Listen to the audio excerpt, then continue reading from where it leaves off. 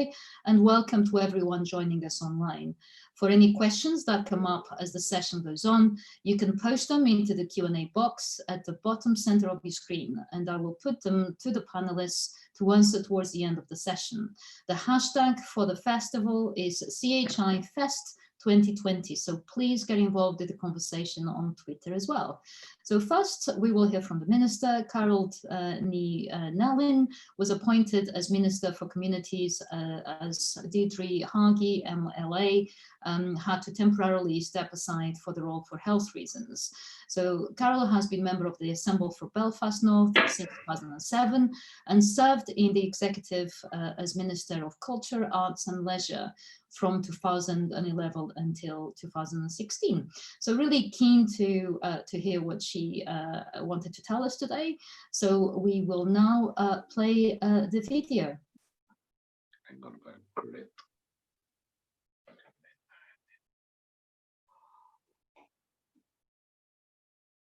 So this is the speech. What the fuck?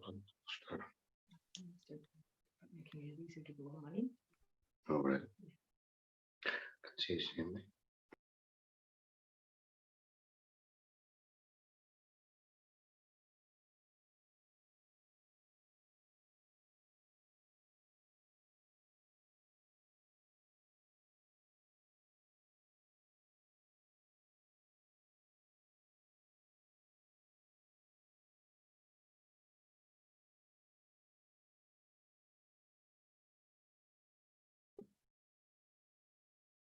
We seem to have a problem with sound.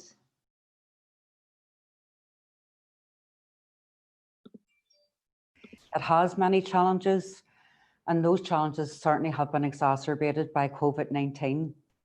It's my firm belief that a home is not only vital for health and well-being, but everyone is entitled to an address. Access to a safe, decent, affordable place to live is fundamental for a productive and fulfilled life.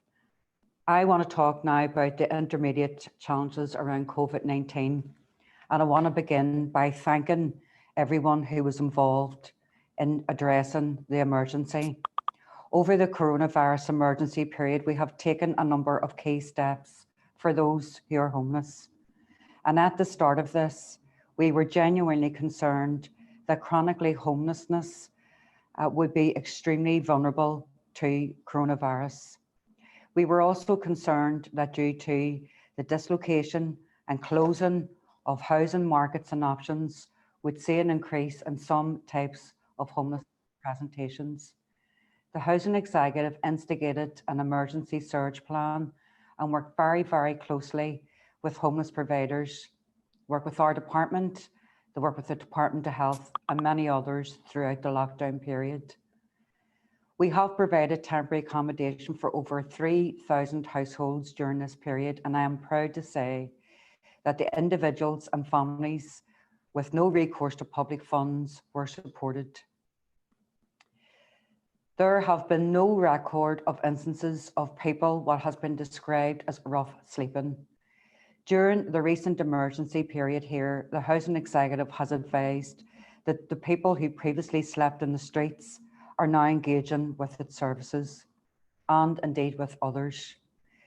This is huge, partly due to the extraordinary efforts of the Housing Executive, housing and homelessness charities, and many, many other organisations. The overall number of people presenting as homeless has reduced. The number of people needing temporary accommodation has increased. And the reasons for people presenting are also changing. So for the past 5 years, the most common reason for homelessness has been linked to unreasonable accommodation. During COVID-19, family sharing, breakdown, domestic disputes, or other difficulties were the key reasons for people seeking assistance. And this provides an insight into the stresses that wider society has faced during this time. As you already know, an additional funding of 7 million was allocated for homelessness, which allowed the Housing Executive to deal with the initial surge and allow it to take forward more long-term actions as we go through the recovery process. I want to take this opportunity to acknowledge the joint working of my department, the Community and Voluntary Sector, the Public Health Agency, the Department for Health, the PSNI, the Probation Board, the local homeless providers and the Housing Executive, which allowed us to ensure the protection of our most vulnerable during this time. I would specifically like to acknowledge the Department of Health, which provided funding to the Housing Executive to provide accommodation for the homeless individuals with no recourse to public funds. This meant that these residents were protected from contracting COVID-19 and enabled them to comply with government guidance on shielding, self-isolation and social distancing. It is now time to build on what we have learned, and my department and the Housing Executive are currently assessing and evaluating the measures put in place to address homelessness during COVID-19. This will inform our future homeless policy as we look to improve our response to the homelessness and continue to support the Housing Executive to deliver upon its statutory responsibility for responding to homelessness. The Supporting People programme provides a lifeline for many of our most vulnerable people, including homeless people. But it is quite clear that keeping on doing what we've been doing is not enough. Even if it's been done very well by many dedicated people, change is needed. As you will be aware, homelessness stems from a wide range of complex problems. And if we were able to reduce homelessness, we need to tackle the causes, not the symptoms. Having listened to the sector, it is clear that a lot of homelessness has been driven increasingly by the complexity of people's lives. In particular, people with health and other issues causing homelessness, which means that our traditional homelessness interventions have less chance of success.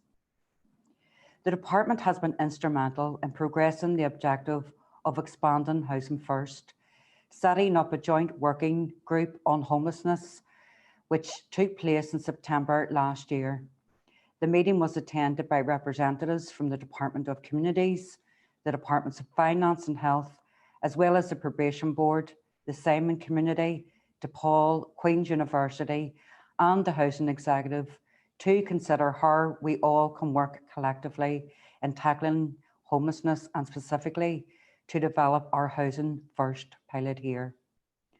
A group of relevant partners is currently gathering the evidence for an extension of Housing First to include health, to include justice and the homeless sector. As part of the Housing Executive response to COVID-19, they are seeking to extend the provision of Housing First in the short to medium term. The Housing Executive, as you are aware, has developed a chronic homelessness action plan to develop appropriate responses to deal with the specific issues faced by the chronically homeless, which was launched in May 2019. This has led the Housing Executive to look at new priorities, such as increasing flexible tenancy, sustainment and floating support models. The Interdepartmental Homelessness Action Plan was developed in 2017 to complement the Housing Executive's homelessness strategy and focuses on addressing gaps in non-accommodation services beyond the remit of the Housing Executive. It is a rolling plan, evolving over 5 years of the strategy. A second plan was published in June 2019 and was co-authored with the homelessness sector. The plan contains 13 tangible actions, including a wide range of areas such as health and well-being, education, criminal justice, and access to benefits. By way of example, one of the actions is to research and assess the longer-term outcomes for people leaving custody and how they can access and retain their accommodation. This has been taken forward by the Department of Justice. Another is developing the Homelessness Healthcare Hub being delivered by the Department of Health. Another is Universal Credit Return to Work pilot being tested by my department. And while work on the third plan was delayed due to COVID-19, work to have this published in the autumn is now well underway. So while we know that homelessness is not solely a housing issue in itself, it is fundamental that every household has access to a good quality and affordable, sustainable home that is appropriate to needs. I would like to focus on one of the most fundamental challenges to housing, and that is increasing housing supply options to reduce demand. This is not simply about numbers. It is about ensuring that there is a diverse range of options across tenures that recognise the broad variety of different household circumstances and needs. I have taken the Housing Amendment Bill through our Assembly. It is now on way for royal assent. This will allow the ONS reclassification and put in the foundations in place to work to increase our housing supply. I am fully committed to build more social housing. Indeed, social housing will be at the core of my programme to tackle housing stress, reduce homelessness and increase housing supply. We have never achieved more than 2,200 social new build starts in 1 year, and we want to change that as soon as possible. But social housing is only one part of the whole housing system, and improving the supply of social housing will not be in isolation in order to reduce housing stress and the housing waiting lists. There are other parts of our housing economy which are not working, and this means that we need a wide range and a wide choice of housing options. I will ensure that there is no need to choose between social housing investment and affordable intermediate housing by maximising the potential of newer funding streams such as financial transactions capital loans and funding to deliver on these additional housing options. The private rented sector is now slightly larger than our social sector. The private rented sector houses an increasingly diverse range of households, including a growing number of households with children. Loss of rented accommodation is now one of the main reasons for presenting as homeless. Realistically, in the short term, it will still house many for whom it isn't the most suitable option. So alongside building more social housing and helping more people access home ownership, we will make the private rented sector as good an option as possible for those who need it. So over the next 2 years, I intend to build from my department's 2017 review and take forward work to improve the safety, security and the quality of the private rented sector. We are also considering an enhanced role for our councils in registering and enforcement responsibilities. Finally, I would like to recognise the importance of the voluntary agencies, our community partners in the homelessness sector. I want to thank you for your dedication and effort. It is vitally important that everyone involved in dealing with homelessness continues to work together. And this must include departments, statutory agencies, in particular the health sector with our community partners. We have to ensure that support is coordinated and improved for the most vulnerable in our society. We all saw what was possible during the lockdown, and we need to keep that partnership working. We intend to end homelessness, and we can only do it together. So thank you for the invitation, and thank you for the opportunity to speak today. And I want to wish you all the best for the rest of your festival. Gora mila mayagov agus begis lancha.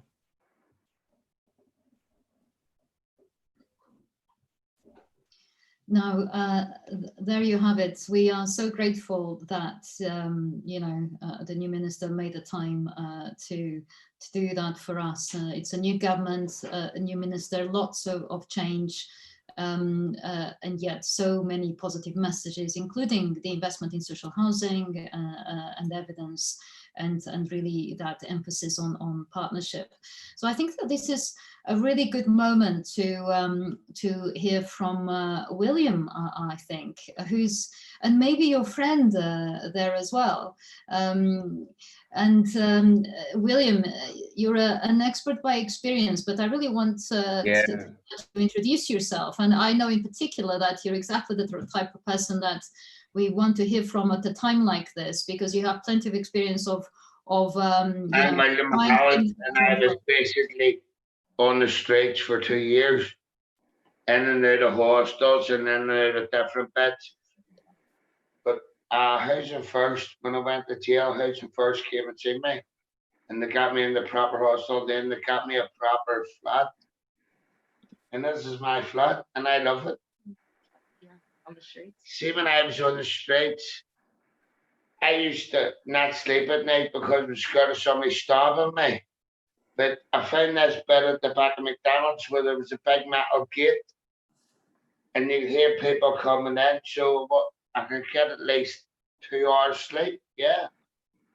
But it was rough, very, very rough and scary. And see, whenever I went to jail for umpteen things. You see, when I met Housing First in jail, they brought me out and they got me hostel. And then they got me a flat. And I haven't been back to jail, no. I love this flat. This is my wee home. Okay, I'm one of his support workers here. Sorry about the mask. Very guys. nice to meet you. So Alicia. have you been working with William for a while? Yes, it'll be 2 years now. 2 is it, years, William? yeah. Yeah, that's right. And in that time, William hasn't gone back into prison. He would have been in and out of prison constantly, as Yeah. well as on the streets, hostels that he couldn't sort of maintain the beds at the hostels, would often be back on the street again. Now, since we've been working with him, he's hasn't gone to jail, and he's been doing brilliantly. But you like to see my flat? I think, William, and you know, in terms of the pandemic and friends you might have from more difficult times, I guess, what would be your advice, you know, and what was the role of relationships like the one we could see you chatting away, you know, clearly it's a really good relationship that you have there. What role would you say that played in you know, you being a lot more settled? Well, I'm a bit more sad because you know so more to lay my head at night. I think as well, we work very closely with William, and it's Well- quite intensive support. In my flat, it's all been painted through charity, through Housing First. The whole place is done and it's looking well. But we would also work with you, William, You would? helping him get to appointments, Yes. linking him with his doctor, and for his mental health support. So we would be involved in probably most aspects of your life, really. Yeah. So you can't help but develop, you know, quite an intimate knowledge of William's life, and the fact that he lets us in to do that. You're so good people, but There you go. you help me. You help me. And William, will be asking you more about you know, your hopes for the future in a bit. But this seems like a really good time to bring in David Carroll, who's obviously been working at the Pool since 2008 or 9 rather, but chief executive since 2019, and obviously professionally qualified as a social worker and a huge amount of experience in the field of addiction, drug use in particular, and also worked in child protection and mental health. David previously directed services in both Northern Ireland and the Republic of Ireland, where you still work, and has been centrally involved in the reorganization and modernization of the Pool. And obviously you're very involved in government policy as well. So welcome, David. And what were your reflections, you know, hearing the minister speak? Ligia, I suppose, first of all, I'd like to say thanks very much. It's always quite a humbling experience to follow somebody like William, who probably is a testament both to himself and his own resilience and strength, and his ability to be able to get through all of the challenges. And I would have heard from William, he did a film for us towards the end of last year, where we did a presentation to the top civil servants, the permanent secretaries, on the future of Housing First. And I think William's voice is evidence that everybody has a right to a home and everybody can get a stake in their community. I think for me, probably the most encouraging piece, because what I've done, I've tried to kind of look at where are we going to be in the second half of next year, in terms of you know, what we're going to be faced with, and there's no doubt that we're going to be in a more kind of economic difficult situation with more people out of work. We're going to have, I think, more increased housing stress because of increased use of drugs and alcohol, and whether this is translated into homelessness is a question. I don't think it necessarily has to be the case. There will be increased pressure, I think, on the charity sector and homelessness services around the demand that's going to be created around fundraising targets and our ability to be able to, I suppose, subsidise state services, because our funding is going to be affected. We know that COVID will probably have to be managed amongst the homeless population and continue to be managed, whether it comes in waves or surges, but the discipline that we've shown as a sector over the last 6 months has to remain. I think what's been kind of the other reflection that I've had in terms of, and it goes back to the likes of William, and that our service user group has been hugely resilient and has worked completely with us in the last 6 months as well to protect our own health and protect our workers' health as well. But I think the other big piece around this is that our workforce have shown incredible resilience, and they'll have to be continued to be supported, because I know people are starting to get tired.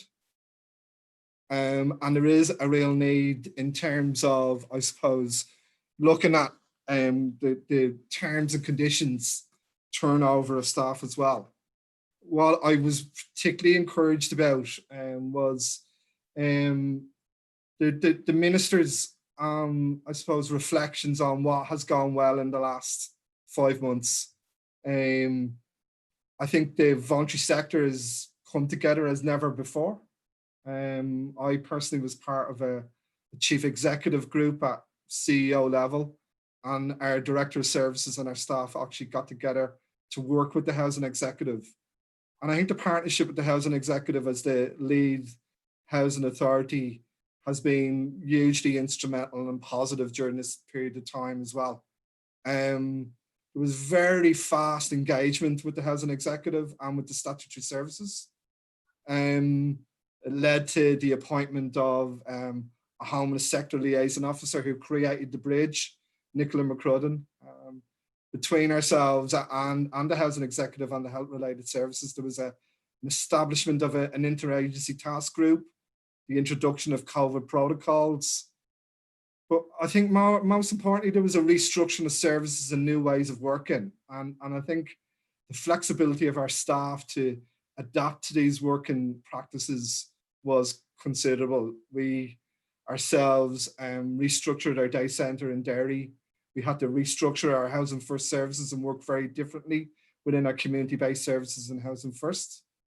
In other parts, and we're part of DePaul is part of an international group.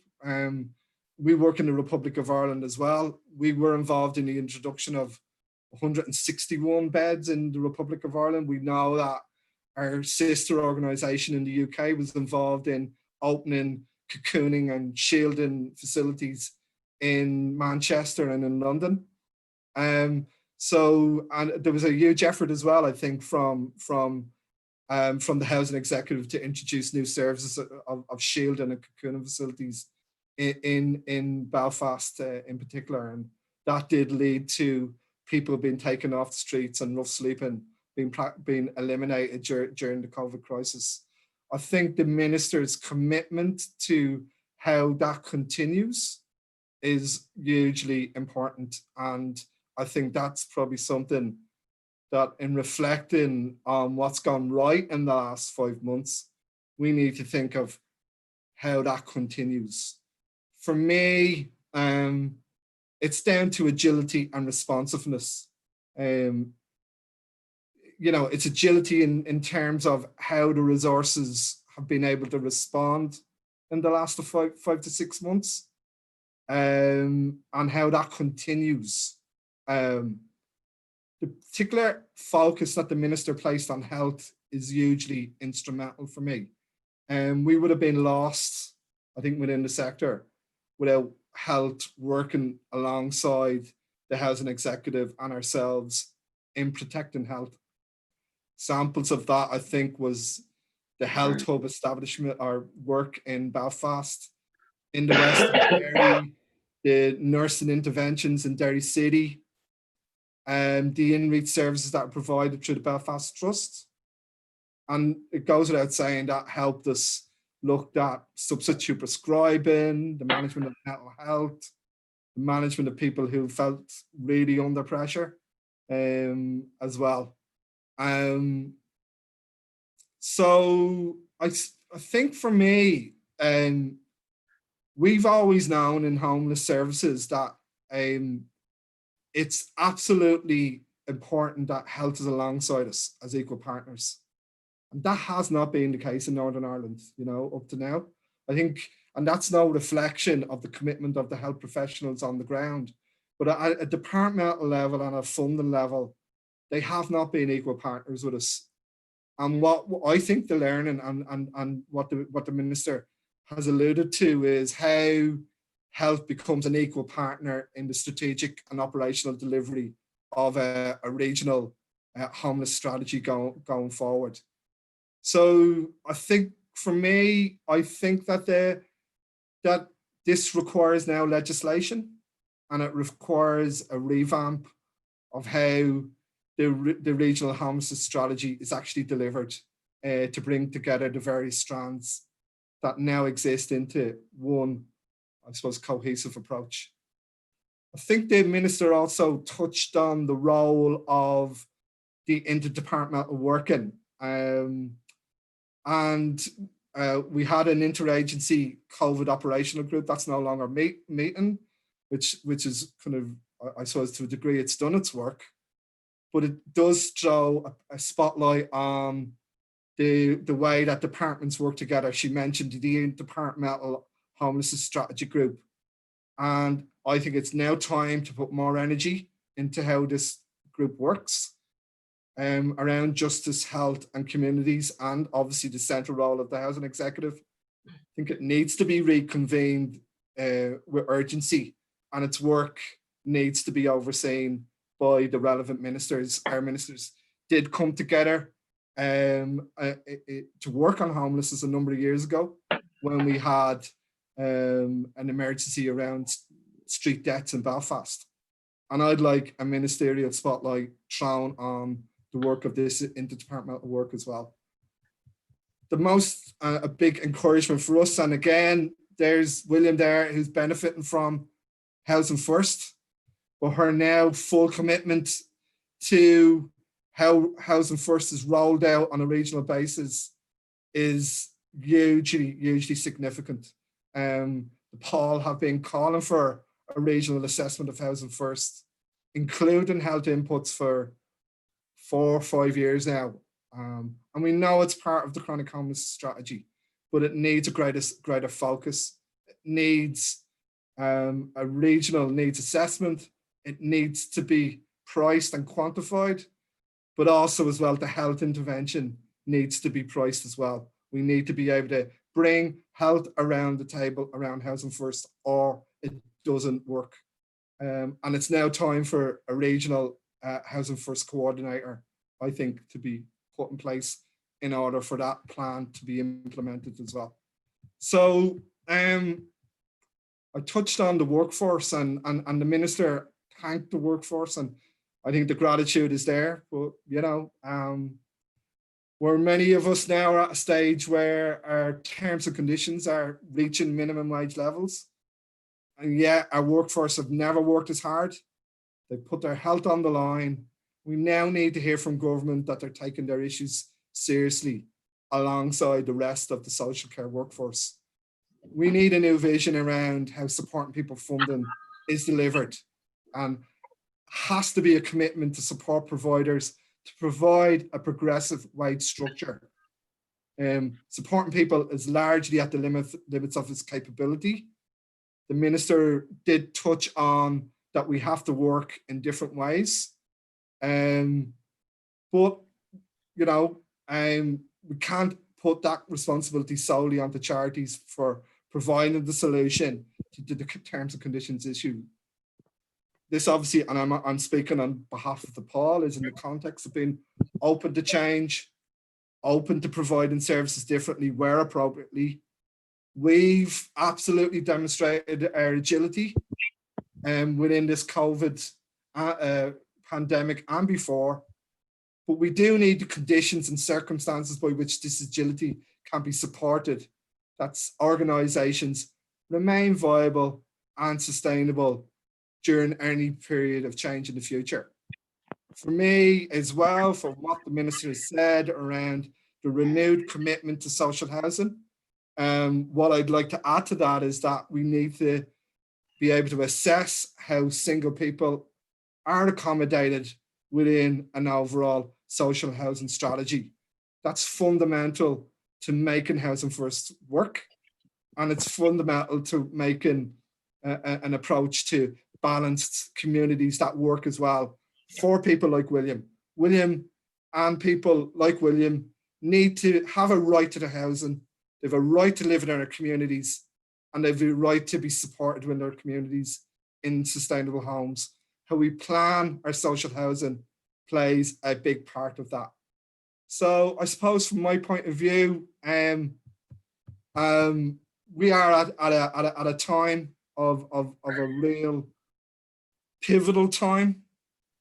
I've huge amount of confidence that the energy commitment from the statutory services and the voluntary sector can be enhanced and harnessed.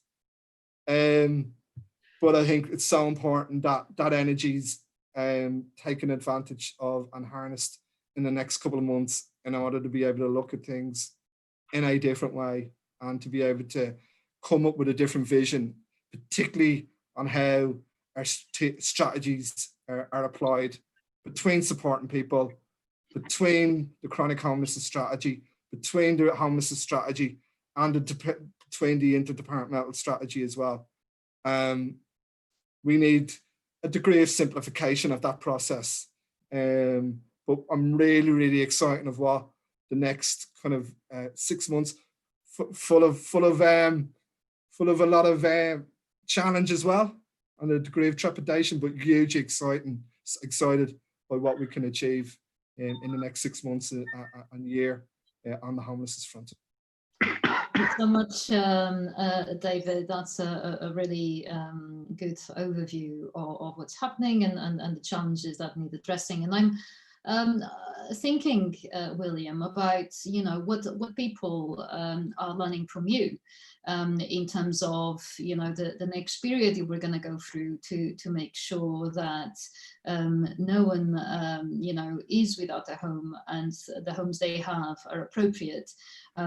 What would you have to say to them in terms of the type of accommodation and the type of support and relationship that works, and in particular helps address power dynamics that might be there at the heart of services? You need help in everyday life. You need help in everyday life. See if you go to Paul, they'll help you with budgeting and with paying your gas, with paying your rent, with getting food. So it's not just you have to keep your house.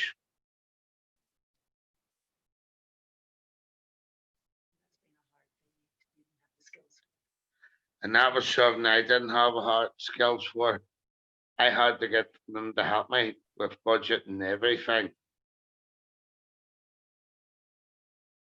And what would you say, was there a relationship in particular that really was, I don't know, instrumental in making sure that you are where you are today? Well, I've got a good key worker and he helps me in everything that I need with day-to-day budgeting and day-to-day this and day-to-day that. But he helps me. And he shows me respect, and I show him respect, and he helps me, and that's just it. And What would you say they've learned from you so far? What they've learned You from hope. me. What have they learned from me? They haven't learned nothing from me. I've learned from them. I find that hard to believe. I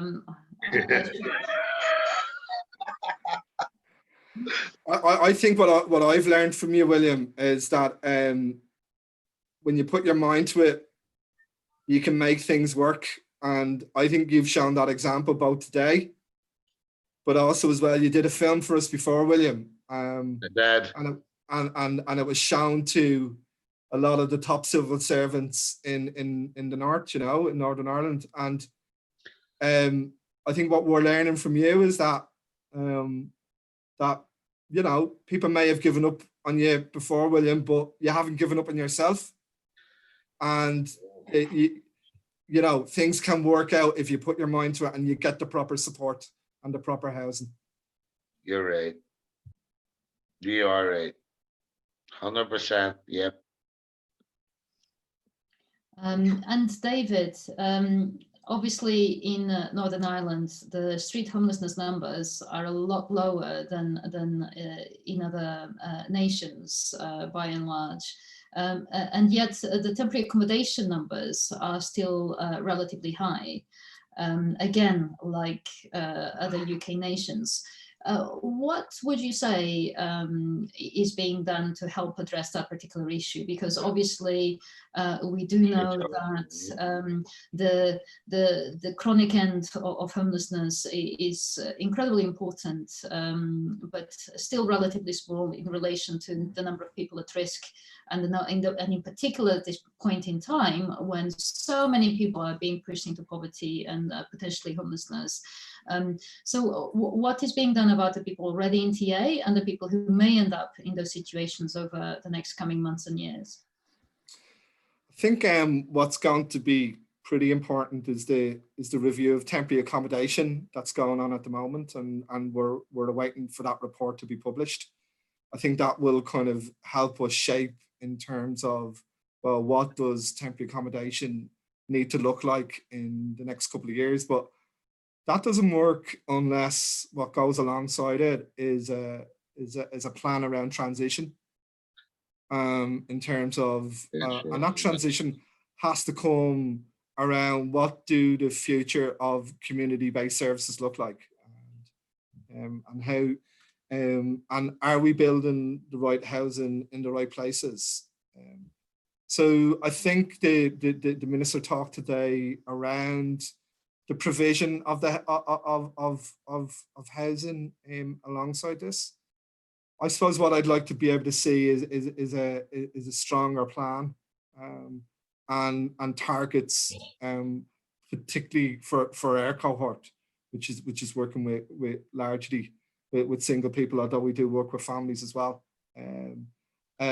So I think the other piece is the speedy exit out of homelessness, and we know that colleagues have been working really hard within the housing executive to get that right, to make sure that young people in particular don't have to spend time in temporary accommodation longer than they should do, and that preventative measure of looking at ways in which that can be taken forward is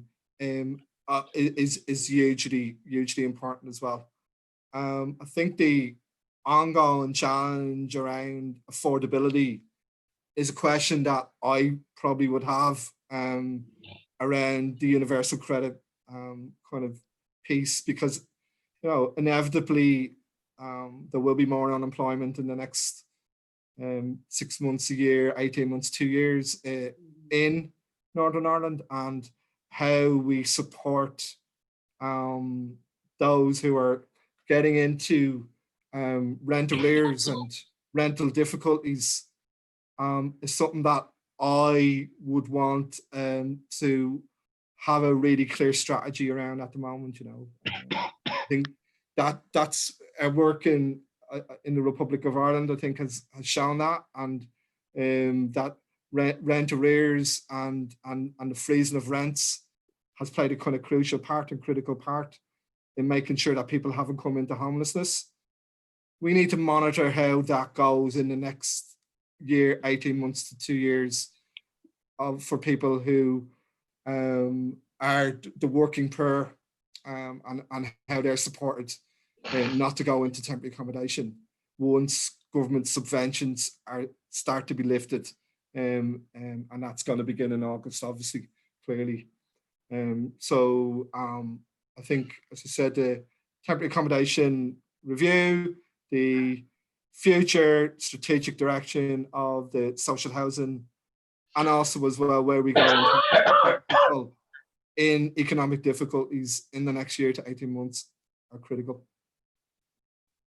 Thank you, David. And William, your flat is very popular. So lots of people saying lots of nice things about your flat and how lovely it is and how great you are at decorating your flat, as well as how wonderful it is to have your voice here with us today. But, you know, earlier it was mentioned how in the past you'd been in prison, and I don't know if you know how this is actually quite common during the pandemic. Lots of people have been leaving prison and becoming homeless, and what do you feel needs to happen to ensure that people who have been in and out of prison, to ensure we're helping them better?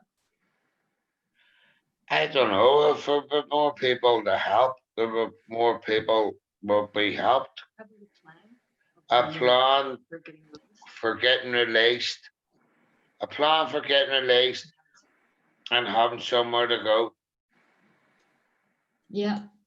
A plan that presumably involves listening to the person coming out of prison. Well, they want to listen, get them somewhere to go when they're getting out of prison, and then on that return. Yeah. And what is it that you like the most about your flat, William? Every vet. Every vet. Do you want to see it? I show you. Looks great. Oh, you have a garden and everything. That's very nice.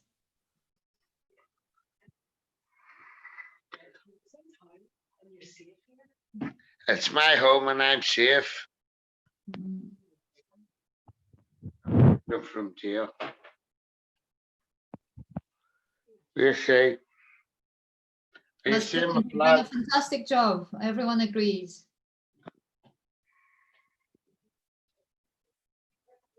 Want to see my fish? Can you see my fish? Oh, wow. Brilliant. So you have to take care of your fish as well. I have to as well. That's brilliant. Thank you so much, William. And I think there's a few questions coming through, and I was going to ask David about, you know, Housing First. Obviously, William secured a flat through one of your other Housing First initiative, and some people are asking about the fidelity, I guess, and how important that is, and also what lessons do you have that could help scale the initiative when relevant, because obviously it's not needed everywhere across other parts of the UK.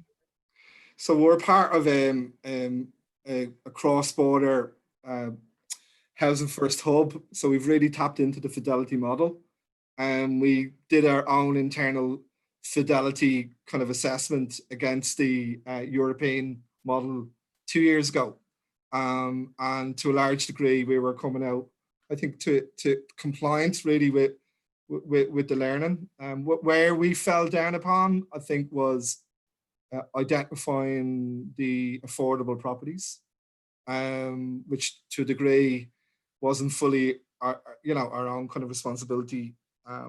Social isolation was one of the key pieces, and William's clearly kind of made a life for himself there. But what we've learned is that how we support people integrate into their own communities is key. And it's not just about the key worker and the case manager. It's around being able to tap into kind of local resources, friendships, positive friendships. I think the other part that around the fidelity was the role of health. And I know I must sound like a broken record, but the role of health as well in being able to get speedy access to health-related services around mental health, access to substitute prescribing, crisis management, was an area that we hope to improve on with the future of the Housing First model as it's rolled out. And that's one thing I would agree with you, Ligia, is that, you know, I think we've yet to really define within Northern Ireland of what Housing First means for us. You know, obviously we've taken forward ourselves, Paul, the Housing First model, and we've tried to do it that's been, you know, as compliant with the Fidelity model as possible. But I think we do need to do a bit more work around what does it look like for Northern Ireland, because, you know, we have a number of urban centres, but we've got a large rural population as well, and that needs to be taken into consideration as part of this as well. And as we prepare to wrap up the session, I suppose it'd be great to hear from each of you about, you know, the nuggets of wisdom, and in particular the one ask you've put to the minister, I guess, when she watches the session afterwards. What is it that you hope for the next year? What's the most important thing to remember?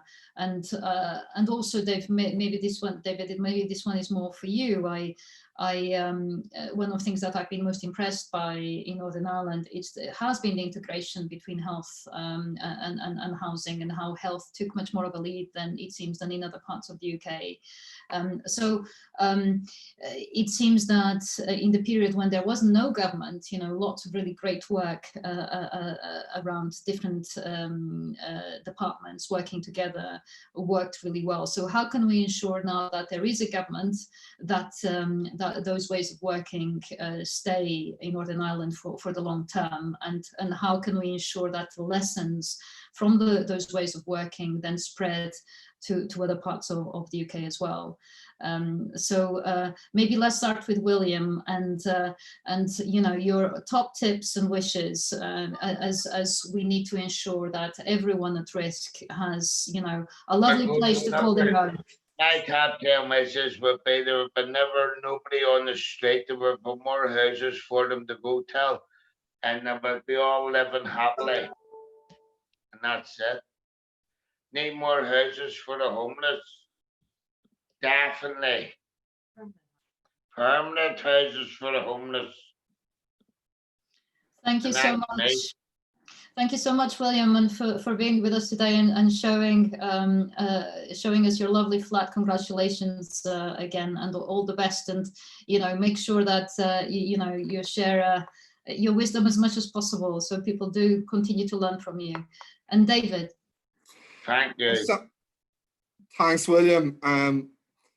I've so much admiration for our frontline colleagues, both within the Housing Executive and also within the Public Health Agency, and people in management, and how we've worked together. We have to think in terms of how that is now translated into this new era, and I would call it that. Well, I'm hugely encouraged by the fact that the Council for the Homeless for Northern Ireland has appointed a new director. I think it is Nicola McCrudden, who's hugely experienced within the sector. I think she's a fantastic bridge between the voluntary sector and the statutory agencies. And for me, it is around how we get the energy and the agility continued and continuing. That is around some real tough asks from the voluntary sector to the statutory agencies, particularly around the funding issue, that we just can no longer ignore, and that needs to happen in order for us all to be able to maintain our resilience over a period of the next 18 months to 2 years. I think the other part for me is that, you know, I touched on it earlier on, the structures are there now in terms of us working together. Just let's make them work. Let's make them work. I think Housing First should have more funding, because if it wasn't for Housing First, I was stuck in an entry. They came and see me, and they see me out of jail, and they got me hostel, and then they got me a lovely flat. And I think Housing First should get some more funding. That's great, William. Thank you so much. Certainly, you know, such interesting times ahead, and making sure that when an intervention is well evidenced and if the need is there, to make sure that those are prioritized. And of course, being also very aware of trends, you know, of people who may be less seen because they're hidden homeless or about to be pushed into homelessness, and making sure that we keep an eye on what interventions might work for them as well. So great to have the opportunity to focus on Northern Ireland today. We really want to come back to this later in the year. We feel that one of the beautiful things about evolution is that it's created this really interesting experiment, if you like, of different policy developments and seeing them unfold in different nations. So at the Centre, we're very keen to help ensure that the different nations are learning from each other as much as possible. So what Northern Ireland's been able to achieve without the government and with a new government in a short period of time is really very impressive. So we're very keen to continue to follow very closely what's happening where you are. So thank you so much for joining us today. Thank you to everyone joining us online. Continue to share your thoughts and comments online. Remember that you can keep the conversation going using hashtag CHIFest2020. And Thank you very much for talking to me. Thank you very much for talking to me. Thank you, William. And we hope to see you again tomorrow and for the rest of the week. Do go on the website and check what great sessions we have coming up. Thanks again, everyone, and we'll see you very soon.